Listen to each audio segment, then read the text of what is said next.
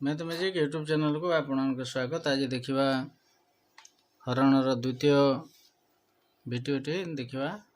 भिडियोटर ना है निखिल सूत्र साहाय्य हरण करवा। निखिलम सूत्र साहाय्य हरण करवा केमती करा जाए देखिए। मुझे शिखे भल भाव में बहुत इंटरेस्टिंग थीमटे इंटरेस्टिंग भिडियोटे प्रथम शेष पर्यंत देखु देखिए जानीपर। धरना जो 122 हरण न करार अच्छी 122 को 9 द्वारा हरण करार अच्छी। तो निखिल सूत्र साहाय्य केमती हरण आम करवा देखा। 122 हरण न करवा ये 9टा 10 आधार विशिष्ट संख्या 10 पाखे अच्छी। आउ 9 रे केते मिसिले 10 हेबो ना 9 रे 1 मिसिले 10 होछि। 9 रे 1 मिसिले 10 होछि। जेहेतु 10 रे गोटे अंक अच्छी तेणुक गोटे 10 रे गोटे शून्य अच्छी तेणु गोटे अंक पूर्व डाहाण पटरू गोटे अंक पूर्व एपटे डॉट मार्क दे देवा। डॉट मार्क दे सारा पर एबे हम हरण आरंभ करबा। देखिए ये जो 1 कम अच्छी ये 1 कम को 1 सहित गुणन करवा। 1 गुणन 1 करी एपटे लिखा 1 1 1 1। तो बर्तमान कौन है एपटे देखा 2 1 3 है 2 जोग 1 समान 3 है।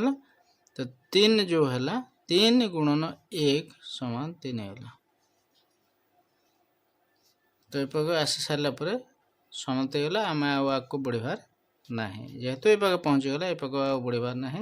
तो बर्तमान देखा 1 तले 1 रहा 2 आउ 1 मिसिक 3 रहा 3 आउ 2 मिसिक 5 रहा। ता अर्थ है 13 है भागफल आउ 5 है भाग शेष। तो ये भाव में 9 द्वारा हरण कर। तो वर्तमान देखा 99 द्वारा किभली भाव में निखिल सूत्र साहाय्य हरण कर देखा। भल भाव में थीम को बुझा।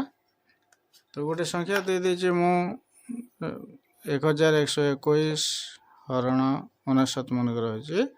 तो ये पाखे आम केमती करवा देखा 1 2 2 1 है 99 100 आधार पाखर संख्या। तो कौन 99 के जोग कले 100 हे ना 1 जोग कले 100 हे। जेहेतु 100 रे 2टी शून्य अच्छी तेणुक 1 पूर्व गोटे शून्य आम देदेवा। 100 रे 2टी शून्य थी एपके डाहाण पटर 2टी अंक पूर्व आम डॉट मार्कटा देवा। तो बर्तमान देखा ना 0 1 को 1 द्वारा गुणन कले हम 0 1 रेड रे दे देले आपण माने क्लियरली जानि परिबे। तो मो रेड रे दे दोछि देखंतु एफटे 0 1 को 1 रे गुणन कले हम 0 1। तो वर्तमान 2 आ 0 मिसले 2 2 को 0 1 रे गुणन कले हम 0 2 लास्ट रेड रे पहुंची गला हमको एबे आको बढ़ेबार नाही। तो वर्तमान देखिबा 1 आउ 2 मिसले 3 2 आउ 1 मिसले 3 12 को 0 मिसले 12। ए पाखरे भागफल है यहाँ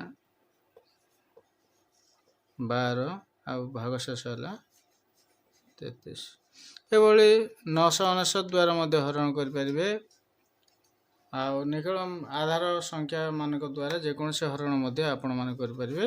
तेणु भिडियोटी को भल भाव में प्रथम शेष पर्यटन देखूँ। लाइक करूँ शेयर करूँ सब्सक्राइब करूँ। आदि कौन असुविधा थाए कमेंट बॉक्स लिखि पठातु बा मो फोन नंबर रे व्हाट्सएप माध्यम पठे पारे। मुझे समस्या समाधान करी। नमस्कार।